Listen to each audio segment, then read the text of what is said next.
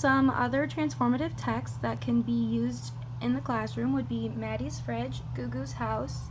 The Sandwich Swap, and then a couple other ones that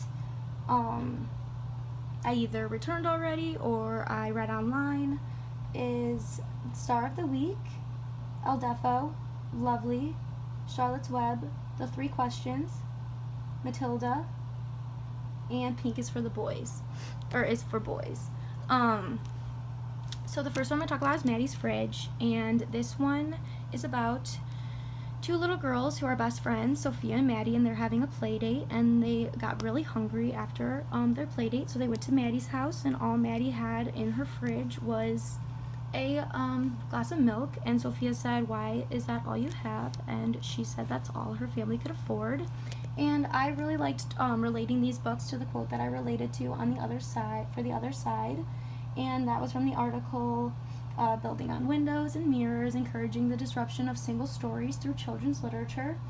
The quote that I like to relate all these books to, is that I feel like is very effective, is when children cannot find themselves reflected in the book they read, or when the images they see are distorted, negative, or laughable, they learn a powerful lesson about how they are devalued in the society of which they are a part. So I think that Maddie's does a really good job of making kids who are in lower classes or have relatable situations feel more comfortable knowing that they can relate to other people in their classrooms. And then also I feel like it gives a really strong perspective to kids who are not dealing with this kind of stuff, but knowing that their classmates do deal with this could definitely make them become more accepting and try harder to make everyone comfortable in the classroom, and knowing that other people deal with these kinds of things will make them just realize that. So the next book is The Sandwich Swap. This book is about more about culture and how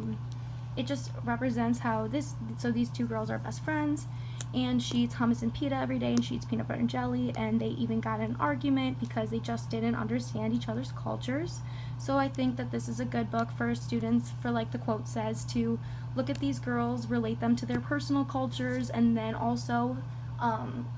just become more aware of other people's cultures and more accepting of that, and to not judge people based off of cultural values.